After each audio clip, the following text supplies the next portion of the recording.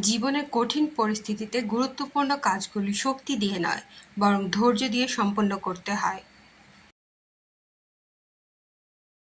রাসূলুল্লাহ সাল্লাল্লাহু আলাইহি ওয়াসাল্লাম বলেন, ধৈর্য এমন একটি গাছ যা সারা গায়ে কাটা, কিন্তু ফল অতি সুস্বাদু।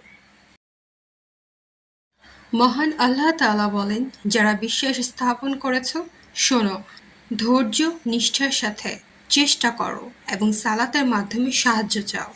যারা ধৈর্য নিষ্ঠার সাথে চেষ্টা করে, আল্লাহ অবশ্যই তাদের সাথে আছেন। মহান আল্লাহ তাআলা বলেন, আমি অবশ্যই তোমাদেরকে কিছু না কিছু দিয়ে পরীক্ষায় ফেলবই। তোমাদেরকে বিপদের আতঙ্ক, ক্ষুধার কষ্ট, সম্পদ, জীবন, পণ্য, ফল, ফসল হারানোর মধ্য দিয়ে। আর যারা কষ্টের মধ্যেও ধৈর্য নিষ্ঠার সাথে চেষ্টা করে, তাদেরকে সুসংবাদ দাও। সূরা বাকারা আয়াত 155।